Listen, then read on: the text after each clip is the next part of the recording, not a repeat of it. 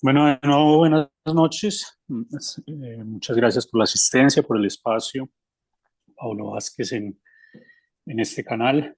Vamos hoy a tratar un tema de importancia creciente y probablemente más en algunos meses en las unidades de cuidado intensivo, en los servicios de urgencias, de hospitalización, la tosferina específicamente de su forma maligna que nos va a presentar la noche de hoy la doctora Mariana Yenta, que es residente de pediatría de tercer año de la Universidad CES y que en su rotación por cuidado intensivo en el Hospital General de Medellín tuvo la oportunidad de ver algunos casos de esta entidad a propósito de un brote que estamos teniendo, del cual estamos saliendo en Antioquia, en la región del suroeste antioqueño, en límites con Chocó, en dos municipios con una alta población indígena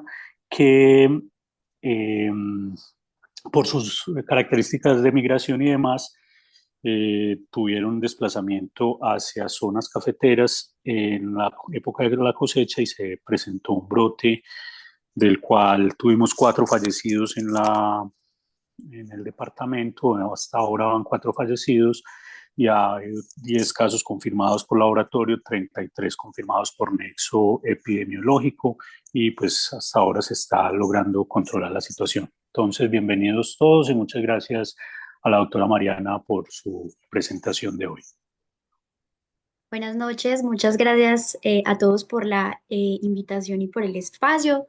Como comentaba el doctor, hoy vamos a hablar acerca de tosferina maligna. Yo soy Mariana Yenta, residente de pediatría de tercer año de la Universidad CES y agradezco al doctor Daniel Arango, intensivista pediatra del Hospital General de Medellín, por asesorarme con esta presentación. Como introducción tenemos que la tosferina fue una de las principales causas de morbimortalidad en niños pequeños, pero la introducción de programas de vacunación masivas redujo significativamente su incidencia global. A pesar de las altas tasas de vacunación, hemos visto un resurgimiento de la tosferina en muchos países, incluso en vías de desarrollo, dado por la atenuación de la inmunidad tras la vacunación, lo que hace que se reduzca la protección a largo plazo. También existen mutaciones adaptativas de la Bordetella pertussis que disminuyen la eficacia de las vacunas actuales, por lo que se debe constantemente reevaluar las estrategias de vacunación y desarrollar nuevas intervenciones para mejorar el control de la enfermedad y prevenir futuros brotes. Como comentábamos, se dan estos brotes y en Colombia hemos tenido uno actualmente en diciembre en comunidades indígenas en Antioquia, entre Betulia y Urrao, y en julio del año pasado también encontraron un brote de tosferina en Bogotá. La tosferina se define como una infección bacteriana prolongada que es altamente contagiosa de las vías respiratorias, que lleva a provocar paroxismos de tos intensa causada por especies de Bordetella, principalmente Bordetella pertussis, con menor frecuencia Bordetella parapertussis y Bordetella holmesi. Se produce por la triada de paroxismos intensos de tos, dificultad respiratoria y la emesis postusiva. Es una enfermedad altamente contagiosa que por cada infectado se infectarán de 12 a 17 personas más. De naturaleza no inflamatoria, generalmente no va acompañada de fiebre y es la enfermedad inmunoprevenible más antigua de la infancia. Es una enfermedad que está mediada por toxinas y ni la infección ni la vacunación generan inmunidad de por vida. Tenemos una tasa de transmisión bajo el mismo techo de hasta el 90% y una tasa de transmisión en ambiente escolar muy alta también de 50 al 80%.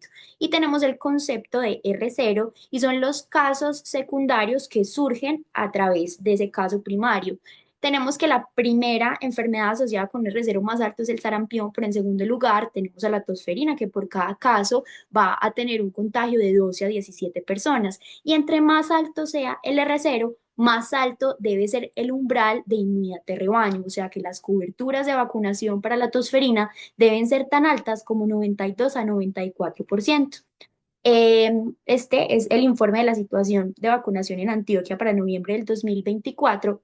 Como vemos en tosferina, nuestra meta es 92 a 94 y la cobertura de tosferina en menores de un año llega al 83% con una cobertura esperada de 87, con una cobertura esperada de 87,1% en general de vacunación, lo que nos indica que siguen siendo algo bajas para lo que necesitamos para que se genere inmunidad de rebaño.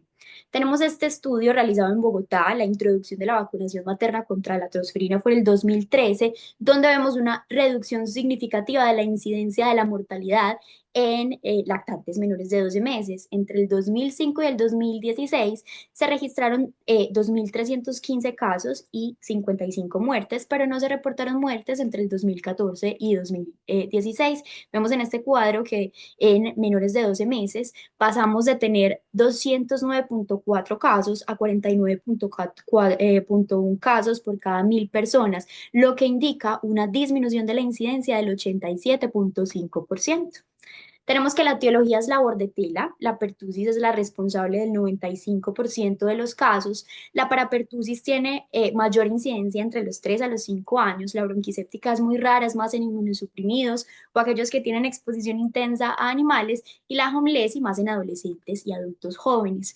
Tenemos como etiología que es un cocobacilo gram negativo, de muy difícil crecimiento, estrictamente aerobio, pleomórfico, inmóvil, es catalasa y oxidasa positiva y se requieren de medios de cultivos especiales para su crecimiento. Y como mencionábamos, su patogenicidad está mediado por toxinas. La patogénesis de la tosferina causada por Bordetella pertussis depende de toxinas claves como la toxina pertussis, la toxina adenilato ciclado de molicina y la citotoxina traqueal. La toxina pertussis aumenta los niveles de AMP cíclico y altera las funciones celulares e inhibe esa respuesta inmunidadaptativa, lo que facilita la infección. Por su parte, la toxina de anilato ciclasa hemolicina lo que hace es afectar las células inmunes epiteliales, compromete esa barrera bronquial y debilita la inmunidad innata. Y la citotoxina traqueal provoca inflamación y daño al epitelio respiratorio. Por lo tanto, en conjunto, estas toxinas lo que hacen es favorecer la colonización bacteriana, modulan la inmunidad, logrando agravar la enfermedad. Entonces tenemos que lo que hacen es provocar, se provoca también por la toxina pertussis, leucocitosis al movilizar linfocitos de sitios extravasculares hasta la circulación. Y lo que hace es inhibir la señalización de quimoquinas y afecta la retención de los leucocitos en la médula ósea y en el vaso, lo que los lleva a circulación y genera esa hiperleucocitosis principalmente a expensas de linfocitos. También bloquea la extravasación de linfocitos en las vénulas altas y agrava la hiperleucocitosis y tenemos que proteínas como CD62L y LFA1 son claves para la adhesión y el rodamiento de los linfocitos en los ganglios linfáticos, viéndose también afectadas. La toxina pertussis también interrumpe las uniones estrechas, inhibe la fagocitosis, induce quimoquinas y citoquinas, inhibe también el reclutamiento temprano de neutrófilos, suprime la respuesta de anticuerpos, inhibe esos linfocitos que se dirigen a los ganglios linfáticos y todo esto, como más adelante vamos a ver, es fisiopatología para promover la hipertensión pulmonar. Tenemos que como fisiopatología entra la Bordetella pertussis generando una infección en el epitelio traqueal, esos cilios no funcionan de forma adecuada, ocurre daño en el epitelio y compromiso en ese clearance mucociliar, lo que lleva a una infección pulmonar por Bordetella pertussis. Y él va a producir tres situaciones. Produce apnea, produce una bronquiolitis o una neumonía necrotizante y una leucocitosis que va a ser mediada por toxinas. Esa leucocitosis aumenta esa masa sanguínea que aumenta la resistencia vascular periférica y nos va la resistencia vascular y nos lleva a hipertensión pulmonar. También hay un síndrome de dificultad respiratoria aguda que lleva a hipoxemia, eso genera vasoconstricción pulmonar que influye también en la hipertensión pulmonar, llevando a choque y a falla cardíaca. Se estudiaron muestras, este es un estudio donde se estudiaron muestras respiratorias de 15 lactantes con neumonía por Bordetella pertussis, donde encontraron cambios pulmonares graves como la bronquiolitis necrotizante, hemorragia intraalveolar y todas las muertes mostraron leucocitos y la presencia de Bordetella pertussis en las cilias y en los macrófagos alveolares. Vieron que esa neumonía por Bordetella pertussis causaba vasoconstricción pulmonar e hipertensión que agravaba la hipoxemia y los resultados destacan la importancia de reconocer la tosferina en muertes infantiles en todo niño que tenga síntomas respiratorios graves y leucocitosis. Tenemos en estas imágenes donde vemos en la A una bronquiolitis y la bronconeumonía por la bordetela. Acá hay abundantes bordetelas en las cilias de las células, abundantes macrófagos intraalveolares y presencia de edema y edema intraalveolar grueso, y se pueden ver agregados de leucocitos mixtos en las arteriolas pulmonares. Estos hallazgos patológicos en las vías respiratorias sugieren que la infección desencadena una serie de eventos que conducen a esa vasoconstricción pulmonar, aumenta esa masa leucocitaria circulante, lo que compromete el flujo sanguíneo pulmonar y agrava la hipoxemia. Y esto es dado por la toxina pertussis, que infecta las vías respiratorias. Las bacterias se multiplican en las células ciliadas y se libera la toxina pertussis, las cuales llegan al torrente sanguíneo y mediante aquellas que mencionábamos como la LFA1 en las vénulas de los ganglios linfáticos y la expresión de CD26L llevan a reducir los leucocitos circulantes, inhiben esa extravasación, aumentando esa masa sanguínea y también se inhibe la señalización del receptor de quimoquinas, lo que reduce la retención de leucocitos en la médula ósea y en el vaso, sino que se llevan al torrente sanguíneo. La transmisión se va a dar a través de gotas respiratorias, al toser o estornudar, tiene un periodo de incubación de 7 a 10 días, pero se encuentra en la literatura que puede ir de 5 a 21 días y los síntomas aparecen cuando hay adhesión y daño epitelial. La transmisibilidad es mucho mayor al comienzo de la enfermedad en la fase catarral y paroxística temprana y la bordetela pertussis induce inmunidad de tipo humoral, por lo tanto, solo protege de forma transitoria tanto a los infectados como a los vacunados. Tenemos que la enfermedad en adolescentes y en adultos generalmente no se reconoce típicamente con la tosferina, aunque la tos con frecuencia puede llegar a ser paroxística y la enfermedad puede persistir durante semanas, pero es muy importante porque esta población se comporta como reservorio. Las manifestaciones clínicas son supremamente variables y van a depender de la edad de la primoinfección, del antecedente de inmunización previa o de infección pasada, si hay anticuerpos transmitidos de forma pasiva a través de la mamá, cuál fue el grado de exposición, el tamaño del inóculo, los factores propios de ese huésped y cómo es el genotipo del microorganismo. Tenemos las fases típicas, la fase catarral, 1 a 2 semanas, que son las que producen alta contagiosidad, son síntomas similares a un resfriado, tos, rinorrea, no hay fiebre, seguido de la fase paroxística que puede perdurar hasta 4 semanas. Acá se encuentran los episodios de tos intensa, estriol inspiratorio, cianosis, vómito postusivo, y en los menores de 6 meses puede causar apneas, bradicardias, y los adultos y niños mayores pues, suelen presentar síntomas mucho más leves. Se presentan accesos o espasmos de hasta 7 hasta 20 por día y por cada acceso pueden ver de 10 a 15 episodios de tos en una única respiración y ocurre el jadeo inspiratorio que se produce por una inspiración contra una glotis que está parcialmente cerrada. Vamos a definir los casos según las guías del ministerio en todo menor de 3 meses como infección respiratoria aguda acompañado ya sea de tos en accesos, de estridor, de apnea, cianosis o emesis después de toser, de 3 meses a 12 años, toda infección respiratoria con tos de más de 1 semana de evolución y que presente tos paroxística o estridor o emesis sin otra causa aparente o tos paroxística intensa más estridor de cualquier tiempo de evolución y a mayores de 12 años toda infección respiratoria acompañada de tos prolongada de más de 2 semanas de evolución más paroxismos, expectoración o presencia de emesis. Tenemos que para el diagnóstico el gol estándar es la PCR que se presenta en las primeras 3 a 4 semanas de la enfermedad. El resultado es más rápido porque no requiere de las bacterias vivas y puede tener falsos positivos y falsos negativos dados por el estándar del laboratorio, que hay que tener también en cuenta. Traemos este estudio que compara cómo se comporta el FilmArray respiratorio versus la PCR para Bordetella pertussis y encontramos que el FilmArray respiratorio tiene limitaciones para detectar la Bordetella pertussis. Este estudio comparó el FilmArray respiratorio con la PCR específica y mostró que el FilmArray detecta 1/3 menos de los casos de Bordetella pertussis en comparación con la PCR específica para Bordetella, ya que este FilmArray necesita carga más bacteriana para dar positivo, mientras que la PCR específica para Bordetella lo que hace es utilizar un objetivo del genoma bacteriano, lo que podría explicar su mayor efectividad. Por lo tanto, el FilmArray respiratorio es útil para la detección rápida de varios patógenos simultáneos, pero hay que tener en cuenta que la sensibilidad para Bordetella pertussis es inferior a otros métodos específicos y si me sale positivo, me da mucha información, pero si me sale negativo, posiblemente no me descarta la enfermedad. Es una enfermedad de notificación obligatoria. Hablamos de caso probable cuando tenemos la sospecha, pero no tenemos prueba confirmatoria ni nexo epidemiológico confirmado laboratorio cuando nos muestra una PCR o una inmunofluorescencia directa que ya casi no se usa con resultado positivo, la que es confirmado por nexo epidemiológico, confirmado por clínica, la cual no se toma una muestra o que tiene muestras con fallas en el proceso de recolección, y descartado es a que todo paciente que no tenga reacciones leucocitarias mayor de 15.000 leucos en la fase catarral o más de 30.000 a 40.000 leucos durante la fase paroxística a expensas de linfocitos. Estos casos sí se consideran compatibles, de lo contrario se descarta. Las imágenes y el laboratorio tenemos el famoso corazón peludo, el contorno irregular de la silueta cardíaca por opacidades intersticiales. No es muy específico, normalmente encontramos otros hallazgos como el atrapamiento de aire y las opacidades parailiares. En los exámenes, en el hemoleucograma podemos encontrar leucocitosis a expensas de linfocitos por la fisiopatología anteriormente mencionada. Es mucho más frecuente en lactantes y en preescolares al final de la fase catarral y en la paroxística, y el grado de linfocitosis sí se asocia con la enfermedad, con la gravedad de la enfermedad.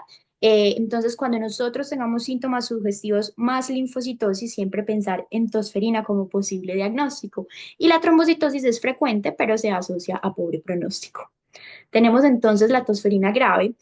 Los criterios de tosferina maligna todavía no han sido concertados, pero se hablan de hipertensión pulmonar o insuficiencia respiratoria severa, la presencia de apneas o bradicardias recurrentes, las manifestaciones neurológicas que se pueden presentar como convulsiones, encefalopatías hipóxicas o encefalitis, alteración del estado de conciencia debido a esa hipoxia severa o presencia de fallo multiorgánico, complicaciones sistémicas como la presencia de leucocitosis extrema más de 50.000. En alguna otra literatura se habla de más de 30.000 con linfocitosis marcada, hipoxemia severa persistente que no se controle con la oxigenoterapia convencional, la necesidad de utilizar ventilación mecánica invasiva, la necesidad de utilizar uso de óxido nítrico, ECMO, manejo de vasopresores por inestabilidad hemodinámica o aquella que tenga una progresión muy rápida con aparición de choque séptico, fallo multiorgánico y un riesgo elevado de mortalidad. Tenemos este estudio que el grupo estudiado son 72 niños ingresados en la unidad de cuidados intensivos entre 1991 y el 2003. El 97% de ellos eran menores de 12 meses, que nos habla de cuáles eran las características de los pacientes admitidos a la unidad de cuidados intensivos. El 49% de estos requirieron ventilación asistida y en este estudio el 19% fueron readmitidos, es decir, pacientes que se dieron de alta y que volvieron mucho más graves. En este estudio, el 5.6% de los pacientes murieron, el 15.5% desarrollaron problemas respiratorios o neurológicos a largo plazo que no estaban muy bien especificados en el estudio, y los factores de riesgo encontrados en estos pacientes era la presencia de comorbilidades o enfermedades previas, la linfocitosis elevada, la presencia de convulsiones o encefalopatía, el choque y las alteraciones neurológicas. Y las principales causas de admisión a la unidad de cuidados intensivos en estos pacientes con tosferina era la presencia de apneas, de bradicardia y de neumonía. ¿Cuáles son entonces esos factores de riesgo y complicaciones? Los factores de riesgo para una enfermedad complicada son bajo peso al nacer, edad menor de 4 meses, la ausencia de vacunación de tosferina, la presencia de taquipnea, bradicardia, la hipoxia persistente luego de los accesos de tos y la leucocitosis por encima de 50.000 leucos. Las complicaciones asociadas pueden ser la neumonía, la presencia de apneas, de bradicardias, de hipertensión pulmonar, fracturas costales, enfisema subcutáneo, neumotora, síndrome de dificultad respiratoria aguda. Pueden presentar en el aspecto neurológico convulsiones, encefalopatías, hemorragias intracraneales o hemorragias conjuntivales. Tenemos este estudio que nos habla de los factores de riesgo en estos pacientes. Este estudio buscaba estimar la tasa de hospitalización y analizar el rol de la edad y la prematuridad en el estado de vacunación de los casos graves de tosferina. Fue una evaluación retrospectiva que se hizo en 200 niños de 0 a 14 años con tosferina admitidos entre el 2010 y el 2020. Ellos encontraron que el 63% de los niños eran menores de 12 meses y el 6.5% eran prematuros. Ellos encontraron como principal factor de riesgo la edad menor de 2 meses, y encontraron como factor protector la presencia de la vacunación completa. Por lo tanto, la falta de vacunación es un factor de riesgo independiente para la presentación severa de la edad. Como factores de riesgo de mortalidad, traemos este estudio que se hizo en lactantes menores de 120 días entre el 1998 y el 2014 y ellos encontraron en el análisis multivariado que los principales factores de riesgo para mortalidad en estos pacientes eran el conteo de leucocitos por encima de 100.000 y la presencia de hipertensión pulmonar. En este estudio se encontraron 53 casos fatales de tosferina en lactantes y se compararon con 183 casos no fatales de tosferina hospitalizados. En los casos de muerte, ellos encontraron con asociación estadísticamente significativa que presentaban una frecuencia cardíaca más alta, saturaciones más bajas, conteos de leucocitos más altos, linfocitosis más alta y encontraron que había también con asociación estadísticamente significativa la presencia de hipertensión pulmonar, de convulsiones, de encefalitis y de neumonía. Los pacientes que murieron recibieron más esteroides, más óxido nítrico, eran intubados y la mayoría de estos recibió exsanguinotransfusión o ECMO. Se identificaron, por lo tanto, 53 casos fatales que presentaron también menor peso al nacer, mayor recuento de leucocitos y linfocitos y un inicio más temprano de la tos.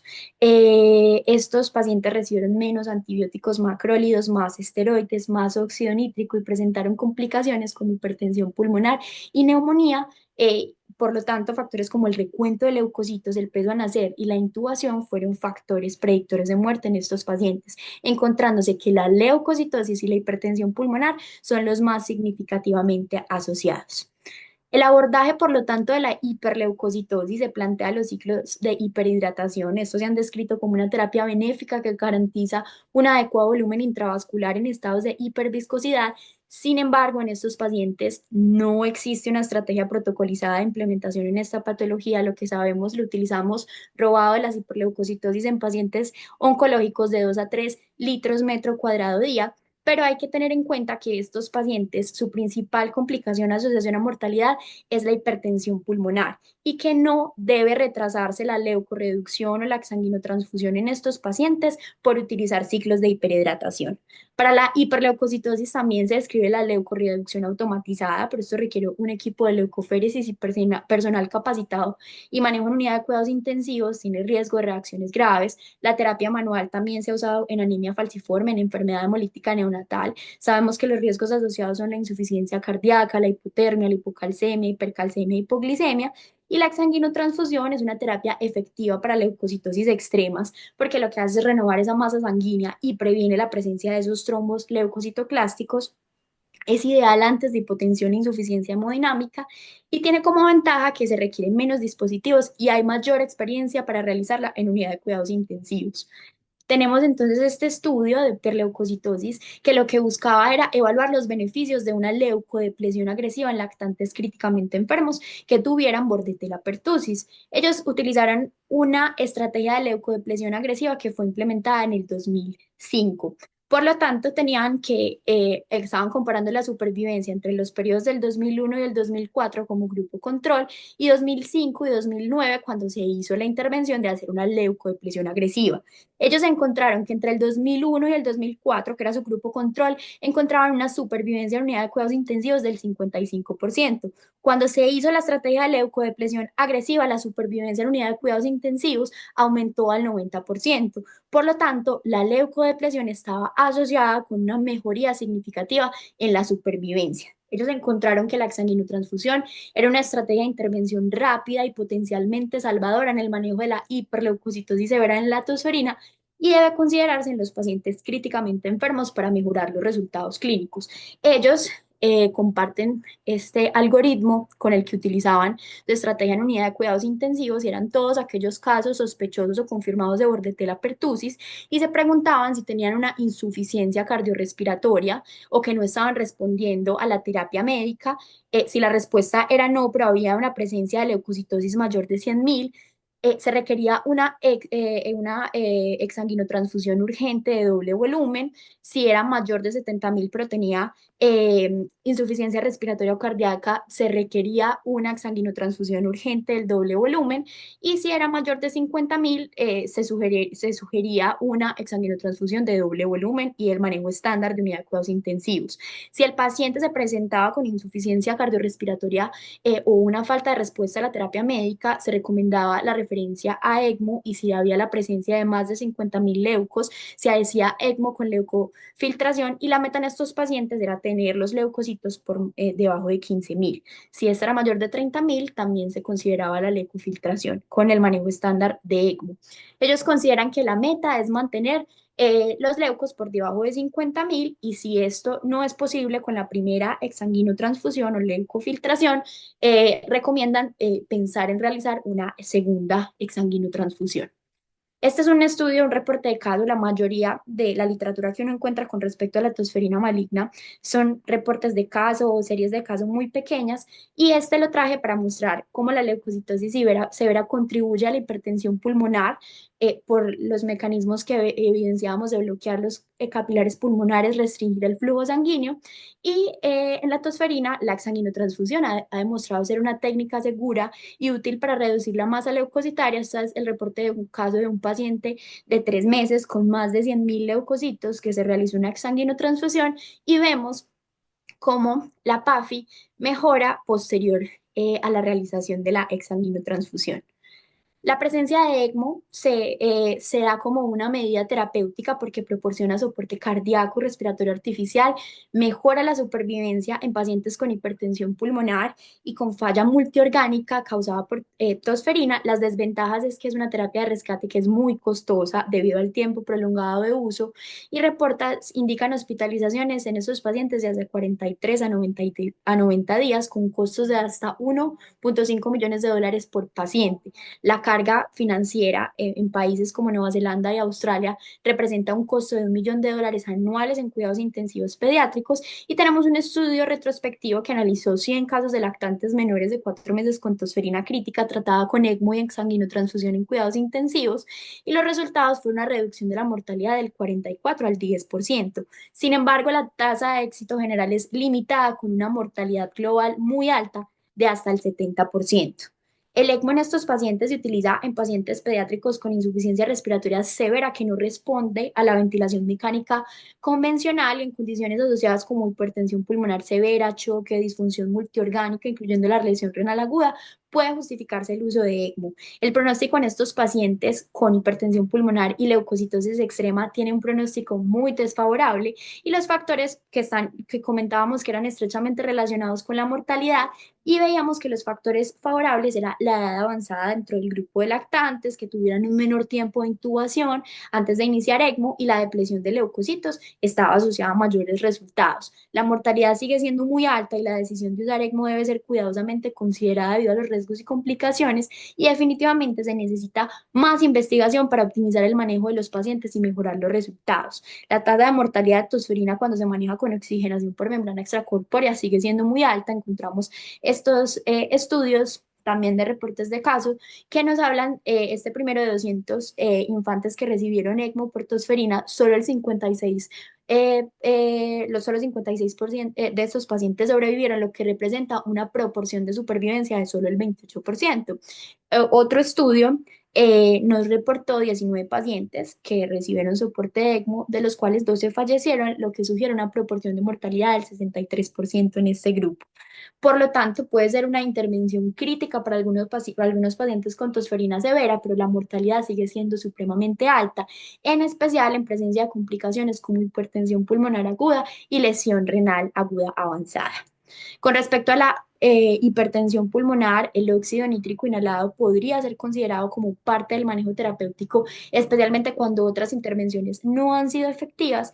Aunque el óxido nítrico sí puede mejorar la oxigenación de manera transitoria, su beneficio a largo plazo en el manejo de la hipertensión pulmonar asociada a tosferina maligna no está completamente establecido. Y esto puede tener limitaciones del uso de óxido nítrico inhalado por consideraciones logísticas y financieras, y tener en cuenta que la fisiopatología y la hipoxia se debe también resultado a una vasoconstricción pulmonar y un aumento de la resistencia vascular, donde no solamente la fisiopatología es la vasoconstricción, sino que también se liberan mediadores inflamatorios que la empeoran, este daño alveolar dificulta el intercambio gaseoso, agrava la hipoxia y esta hipertensión pulmonar puede volverse crónica y llevar a falla cardíaca a la afectación del ventrículo derecho.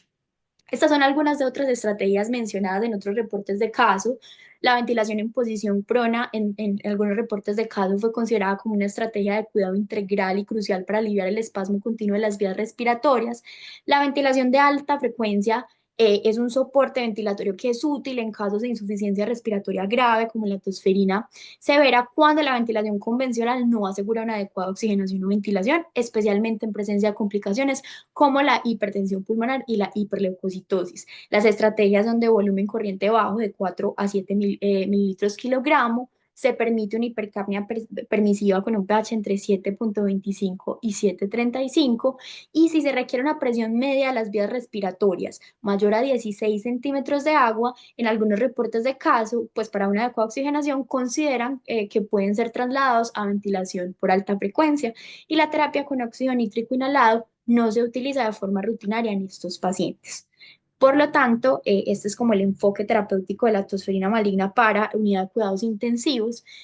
Tenemos que aquellos pacientes que deben ingresar para monitorización no invasiva son los pacientes que presentan crisis de cianosis o apneas asociadas, evidencias de sobreinfecciones, taquicardias por encima de 190 latidos por minuto, un recuento leucocitario por encima de 50.000.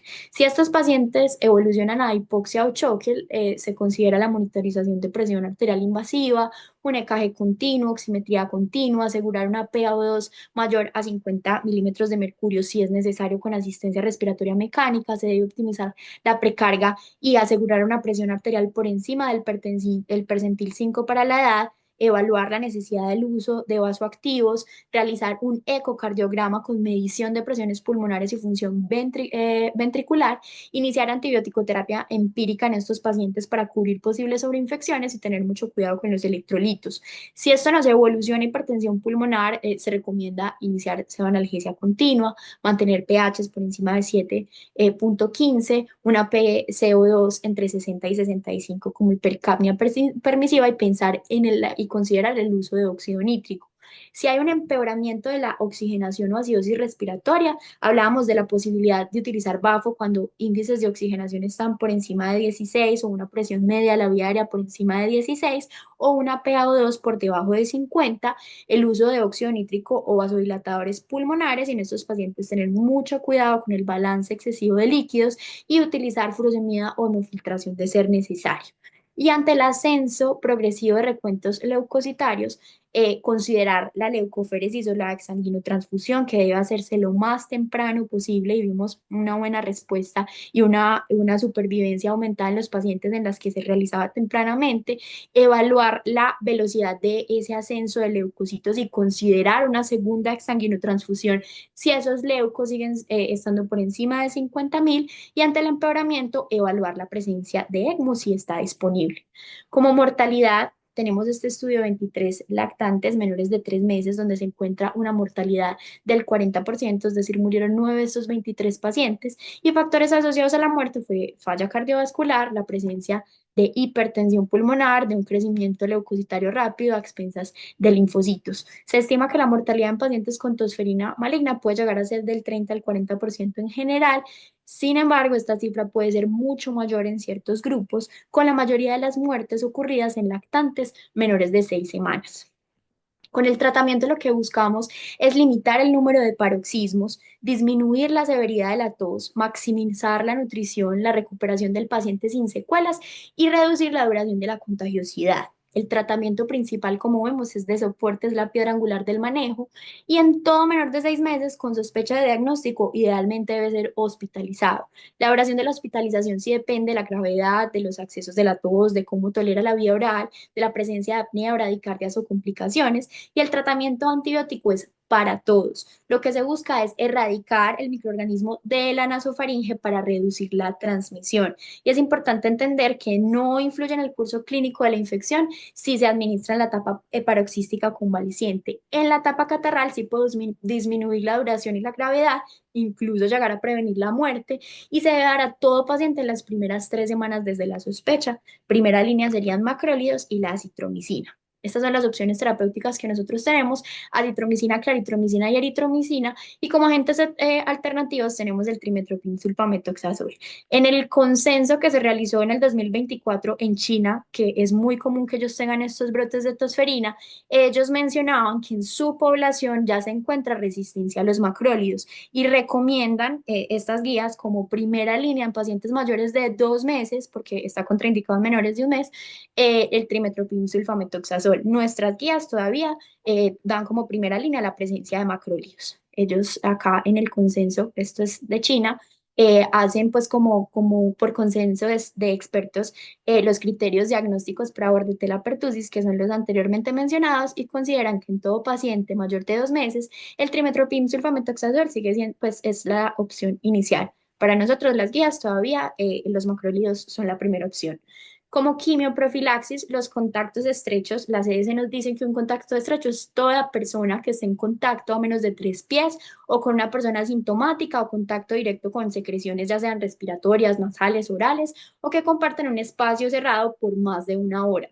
Los pacientes de alto riesgo son todo menor de 1 año, mamás gestantes en el tercer trimestre, pacientes inmunosuprimidos o que tengan comorbilidades preexistentes y que estén en contacto con pacientes de alto riesgo. Y las recomendaciones es mayor efectividad si se da en las primeras 3 semanas después de la exposición, y se recomienda a todos los contactos independientes de cómo sea el estado de inmunización. El aislamiento en estos pacientes se da por gotas, se hace en todo paciente que tenga sospecha o diagnóstico. El aislamiento se hace que cumpla los primeros 5 días del inicio del antibiótico o por 21 días desde el inicio de la tos si no recibió tratamiento antibiótico. Y en todas las personas expuestas con tosferina se hacen un monitoreo de los síntomas y de los signos vitales hasta por 21 días.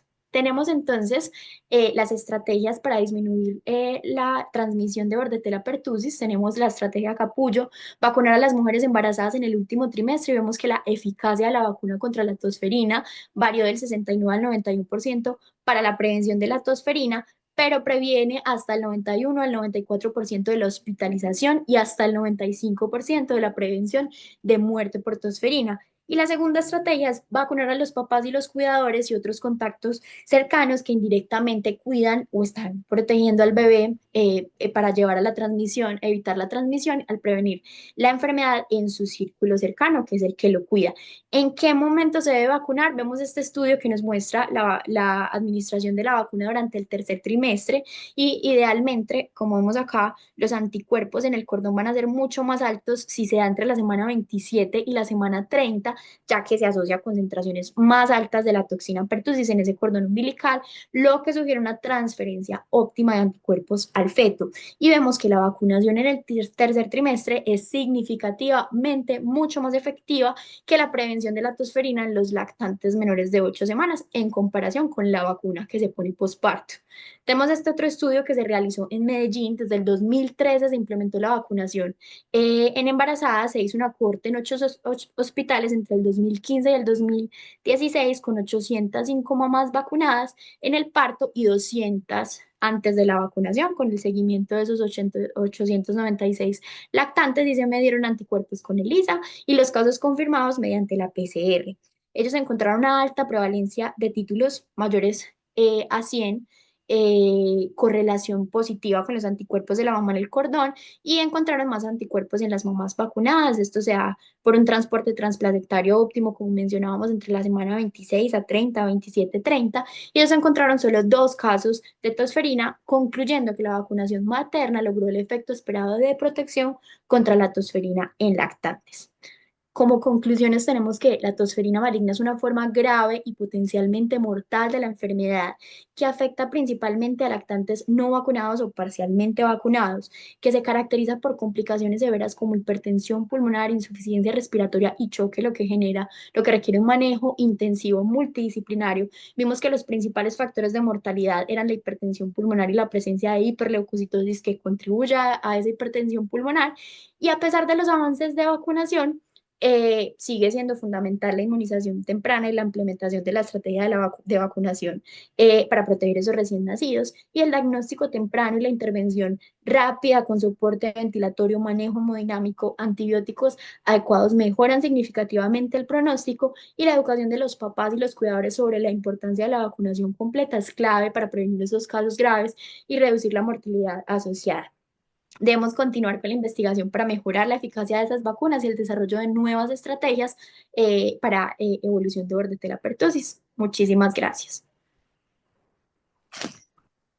Muchas gracias a la doctora Manuela por la presentación y un recorrido muy completo de la enfermedad y específicamente de lo que nos atañe en cuidado intensivo con la forma maligna de la misma, que desafortunadamente es una enfermedad con poca frecuencia en nuestras unidades y eso hace que cuando se presenta pues tengamos menos experiencia en los grupos en el tratamiento de este tipo de situaciones con la preocupación que tenemos ahora con las bajas tasas vacunales que mostró Manuela específicamente en Antioquia, que probablemente están rondando por los mismos números en diferentes regiones del país y con poblaciones vulnerables por sus características sociodemográficas, como es la población indígena, que hace que tengan pues como esta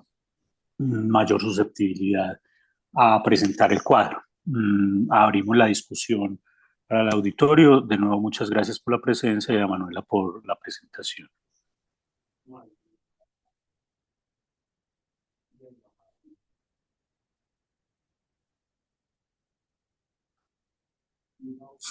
Entiendo que habían tenido algunos casos en Bogotá recientemente de tosferina maligna.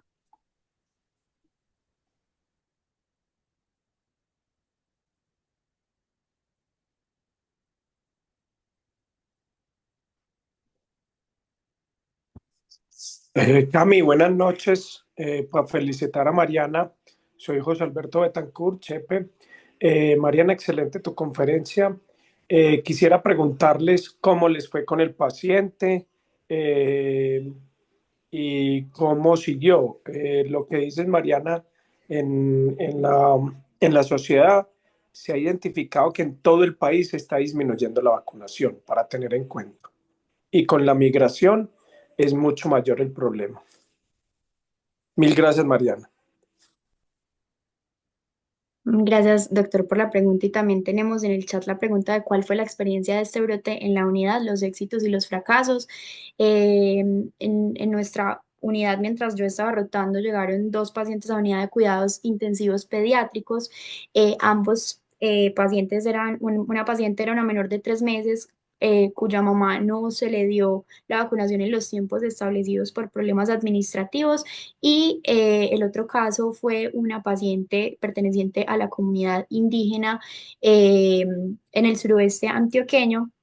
De los dos pacientes en los que tuve la experiencia de estar, se hizo todo lo anteriormente mencionado, las estrategias de ventilación utilizadas, utilizamos ventilación de alta frecuencia, se utilizó óxido nítrico, en ambos casos se hizo una exsanguinotransfusión temprana, se hizo estrategias de hiperleucocitosis, pero dada la fisiopatología de la enfermedad que mencionábamos, la hipertensión pulmonar severa hacía que fueran pacientes muy difíciles de ventilar, de tratar, que tuvieran un deterioro muy rápido y en nuestro caso, a pesar de que se hizo todo lo anteriormente mencionado, nuestros pacientes fallecieron. No tuvimos pues casos de éxito en la unidad. Además, hubo algunas muertes en la comunidad o durante el transporte.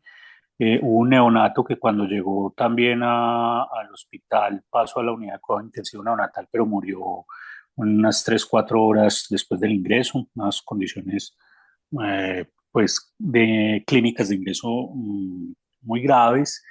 Y hubo después otros 2 pacientes que no alcanzaron a tener criterios de tosferina maligna, que ingresaron a la unidad, pues, como digo yo, más por la terapia del miedo, por lo que ya se había vivido. Estuvieron en cánula de alto flujo, si no estoy mal, y se vigilaron más por eso. eh, pero no desarrollaron pues ni hiperleucocitosis y por ende tampoco hipertensión pulmonar y estos pues no fueron desenlaces fatales. Dentro de la pregunta de Pablo, uno de los retos grandes fue, pues no sé si les pasará a todos ustedes en el auditorio, pero nosotros hacía, yo no sé, muchos años no hacíamos una exanginotransfusión, entonces volver a repasar esa experticia de cómo calcular la sangre y en fin, pues obviamente no fue un reto más, pero pues se consulta y ya. Y fue exitosa digamos, numéricamente las exsanguíneos, las caídas de los leucocitos fueron dramáticas, pero siente uno que cuando ya está instaurada como la hipertensión pulmonar por todo ese agregado leucocitario en la vasculatura pulmonar, pues ya de ahí retornar que el problema no sea tan fácil de realizar. ¿Qué hacer? Pregunta Pablo, algo diferente intentando si tuvieran un tercer caso. Mm, no sé, pregunta más difícil porque todo se hizo rápido, basado en los protocolos, que en las recomendaciones que existen, pues, inclusive hubo un paciente que se llevó a intubación y ventilación, más que todo para poder brindarle todo ese soporte que porque lo estuviera necesitando en ese momento.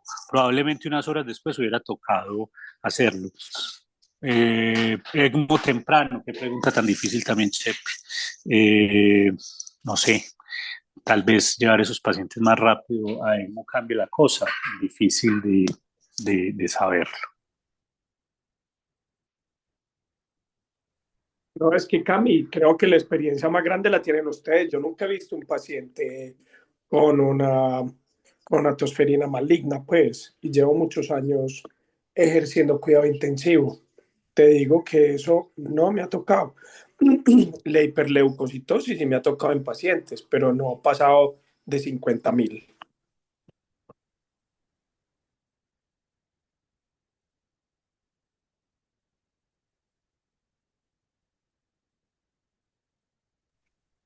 Hola Camilo, En estaba el- aquí levantando la mano, pero no. Dale, dale, dale. dale tranqui, Byron, ahorita contesto la pregunta que hay en el chat. Bueno, primero felicitar a Mariana por la presentación. A mí me quedan dos comentarios, solamente una pregunta y algo para agregar. Nosotros, recuerdo que nos comentaron uno de esos pacientes, a ver si lo montábamos en ECMO. Desafortunadamente en ese momento había un desabastecimiento de las cánulas para ese tamaño y no lo pudimos hacer. Ahí hay que tener mucho cuidado, habría que mirar esos estudios con lupa, Mariana, en cuanto a costos. El ECMO para nosotros no es tan costoso, ¿vale? Tú hablas de una cifra de 1.5 millones de dólares por paciente, eso no lo hemos visto nosotros nunca, ¿vale? Eso lo hemos logrado con 10 ECMOs, no con 1.5, no con un solo paciente. Y los pacientes más largos que hemos tenido nosotros en la experiencia nuestra es de 47 días vivo y tampoco tiene ese costo. Entonces eso habría que mirar muy bien para poder decir que un ECMO tiene ese valor, habría que mirarlo con lupa. En Colombia no tiene ese costo, ¿vale? Y el otro punto, cuando se habla de ECMO, a mí me asusta cuando uno empieza a hablar. Obviamente el único grupo que tiene experiencia hoy en Antioquia en esto somos nosotros que hacemos ECMO respiratorio, y están los grupos de Bogotá, veo que hay algunos conectados, pero hay que, obviamente el ECMO tiene su rollo, ¿cierto? Sus comorbilidades y sus riesgos y tal, pero eso ya en Colombia lo hemos depurado demasiado. Cuando miramos la tasa de complicaciones de ECMO respiratorio, en Colombia no es alta. De hecho, estamos por debajo de lo que está escrito en la literatura mundial y lo que reporta la ELSO.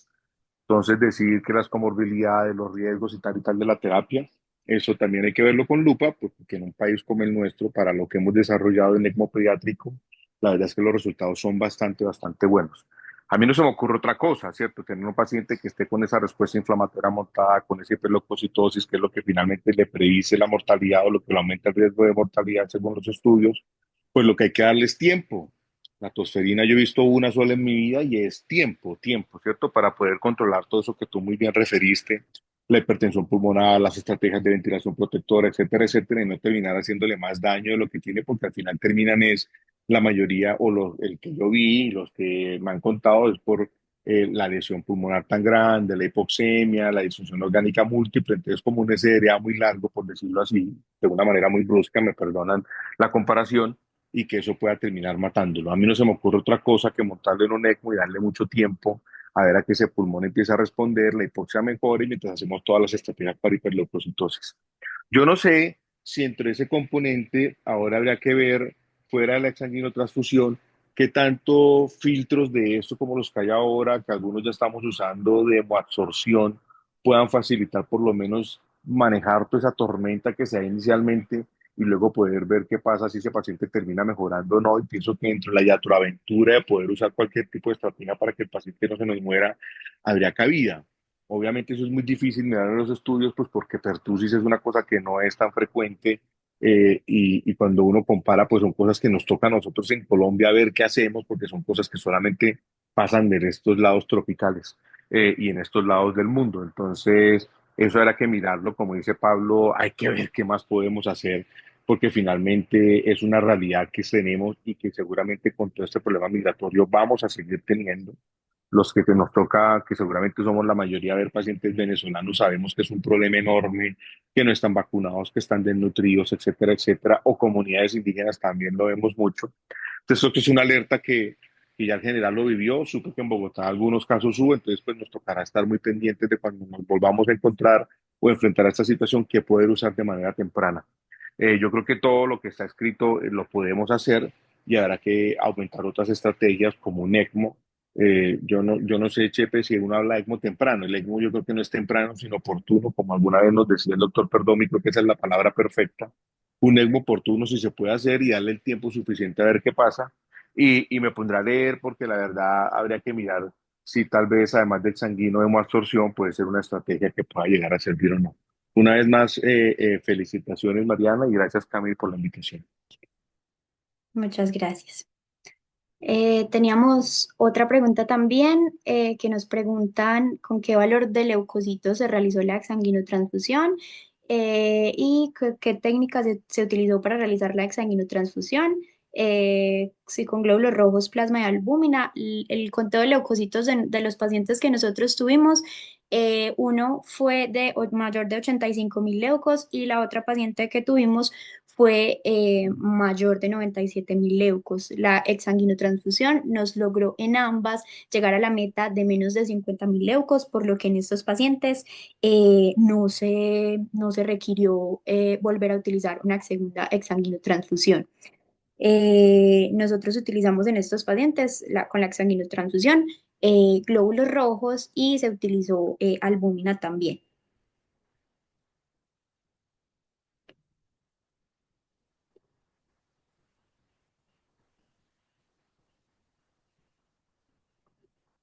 Hay otra pregunta también, que qué tantos trastornos del ritmo observaron en estos pacientes en la experiencia, si extrasístoles ventriculares y taquicardias sinusales de respuesta inapropiada. En los momentos que tuve en mis pacientes no tuvimos tantas experiencias pues, de alteraciones el ritmo, aunque sí están descritos que muchos de estos pacientes sí hacen taquicardias sinusales de respuesta inapropiada y muchos de ellos también presentan como complicación bradicardias.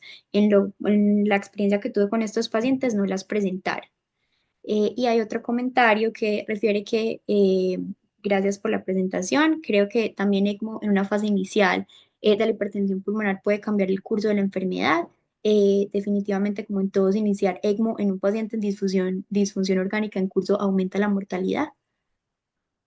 Y no sé si el doctor Juan Camilo pues quiera complementar alguna de estas respuestas. Hay una de los, pues el comentario en la temporalidad con el ECMO, eso yo creo que es bien difícil porque si bien lo que lo menciona Daniel es cierto, cuando tenés un paciente que está con hiperleucocitosis, está oxigenando bien y no está taquicárdico, que es uno de los signos más tempranos en estos pacientes cuando van en deterioro. Decir que ahí ya es un momento para ECMO es difícil y cuando a las 6 horas ya lo tiene, está en la hipertensión pulmonar y ya está en una hipoxemia grave, pues saber esa ventana de tiempo es muy difícil. O sea, a mí me parece que esa decisión es de las cosas más complicadas que hay con el agravante nuestro de que son pacientes que generalmente no tienen un buen soporte de seguridad social y eso retrasa aún más la terapia. Entonces, el momento clave de definir el ECMO no me parece una decisión fácil de tomar, porque a veces dirá uno, cuando lo comenta, dicen, pero me estás comentando un aliviado, o Iron me va a decir, me estás comentando un aliviado. Entonces ahí la situación no es tan fácil. Y para la exsanguíneo se usó una línea arterial, en ambos casos, línea arterial de acceso central.